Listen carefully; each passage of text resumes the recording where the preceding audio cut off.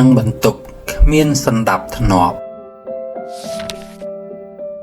ធីមីជាក្មេងប្រុសតូចមួយដែលរពឹសនិងចូលចិត្តលេងកម្សាន្តនៅក្នុងបន្ទប់របស់វាចូលចិត្តលេងក្នុងបន្ទប់ព្រោះក្នុងបន្ទប់របស់វាពោរពេញទៅដោយរបស់របរលេងមិនចេះខ្វះនោះទេវាចូលចិត្តលេងសង់ផ្ទះលេងផ្គុំរូបលេងជាមួយតុក្កតាលេងជាមួយកូនឡានដឹកដីលេងជាមួយឡានប្រណាំង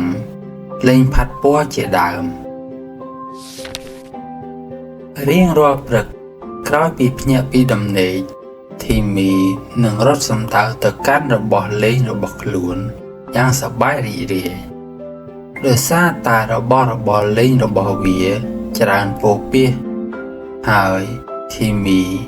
តែងផ្លាស់របស់លេងពីមួយទៅមួយជារឿយៗវាបានធ្វើឲ្យបន្ទប់គេងរបស់វា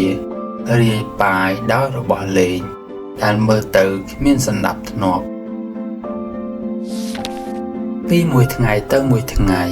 បន្ទប់របស់វាកាន់តែរញ៉េរញ៉ៃទៅ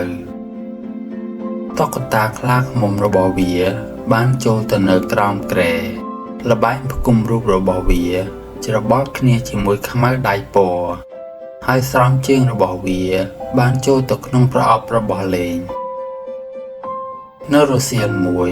នៅពេលវាចង់លេងកូនឡានប្រណាំងពណ៌ក្រហមដែលវាស្រឡាញ់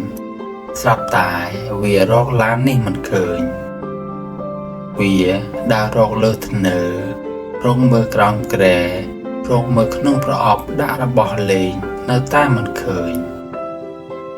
វាក៏ចាប់ផ្ដើមមិនសប្បាយចិត្តហើយនិយាយខ្សឹបដាក់ខ្លួនឯងថាវាទៅណាទៅណោះវាជាឡានខ្ញុំកំពុងស្រឡាញ់ផងវាលូននិងវារកមើលតាមក្រឡុកក្រលៀតនៅតែមិនឃើញវាកាន់តែរកមើលរបស់របរលេងរបស់វាកាន់តែរាយប៉ាយពេញបន្ទប់ដោយព្យាយាមអស់ចិត្តវាក៏ស្រែករកម៉ាក់របស់វាថាម៉ាក់កូនបាត់ឡានជាទីស្រឡាញ់ហើយកូនរកមិនឃើញទេម៉ាក់ធីមីក៏បានចូលមកអើបមើលក្នុងបន្ទប់របស់វាហើយញញឹមបន្តិចរួចក៏និយាយទៅកាន់ធីមីថាបន្ទប់កូនរញ៉េរញ៉ៃបែបនេះប្រកាសជាមិនអាចរកវាឃើញទេធីមីតបវិញថា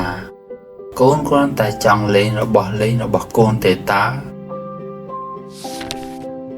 ម៉ាក់ធីមីក៏ចូលមកអង្គុយក្បែរហើយពោលថាដើម្បីរកវាឲ្យឃើញកូននិងម៉ាក់ត្រូវសហការគ្នារៀបចំទុកដាក់របស់លេងទាំងនេះឲ្យមានរបៀបសិននៅពេលដែលវាមានរបៀបកូនច្បាស់ជានឹងរកឃើញឡានរបស់កូនជាមិនខានបន្ទាប់ពីឮដូច្នេះធីមីយល់ព្រមទាំងត្រេកអរហើយបានជួយម៉ាក់របស់វាទុកដាក់របស់របររាយប៉ាយក្នុងបន្ទប់ពួកគេបានប្រមូលឧបករណ៍តម្រៀបដាក់ក្នុងប្រអប់របស់វាពួកគេបែងចែករបស់លេងទៅតាមប្រភេទនិងទុកដាក់តាមកន្លែងដាំរបស់វាពួកគេទុកដាក់សៀវភៅលើធ្នើរនិងដាក់តុក្កតាលើគ្រែបានយ៉ាងមានរបៀបពេលនោះដែរពួកគេក៏បានរកឃើញស្រោមជើងដែលបាត់របស់ធីមីទៀតផងហើយមិនយូរប៉ុន្មានធីមីក៏ប្រទះឃើញឡានក្រហមដែលវាកំពុងព្យាយាមស្វែងរកផងដែរវានៅក្រោមកន្ត្រកខោអាវនៅក្រោមសម្លៀកបំពាក់មិនទាន់បោក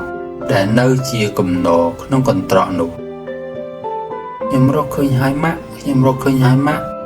អរគុណម៉ាក់ណាស់ធីមីក៏រត់មកអោបម៉ាក់របស់ខ្លួនយ៉ាងសប្បាយរីករាយម៉ាក់ធីមីក៏និយាយថាកូនឃើញទេនៅពេលបន្ទប់កូនមានសណ្ដាប់ធ្នាប់កូនលែងបាត់របស់ទៀតហើយចាប់ពីថ្ងៃនោះមកគ្រប់ពេលដែលធីមីឈប់លេងរបស់លេងអ្វីមួយវាតែងចំណាយពេលទុកដាក់វត្ថុនោះយ៉ាងមានរបៀបទៅកន្លែងដើមវិញ រីករាយផងដែរពេលធ្វើបែបនេះព្រោះវាបង្កើតហ្គេមខ្លួនវាដោយហៅថាហ្គេមដាក់បញ្ចូលឲ្យបានលឿនឬហ្គេមរាប់ចំនួនឲ្យបានត្រឹមត្រូវជាដើមបន្ទប់របស់វាមានសណ្ដាប់ធ្នាប់ជានិច្ចហើយវាមិនដែលបាត់របស់លេងទៀតនោះទេគំនិតអប់រំក្នុងរឿងភាពស្អាតនិងមានសណ្ដាប់ធ្នាប់ជួយឲ្យយើងមានសុខភាពល្អរីករាយនិងមិនចេះបាត់របស់របរហើយធ្វើឲ្យការលេងរបស់យើងកាន់តែសប្បាយទ្វេដង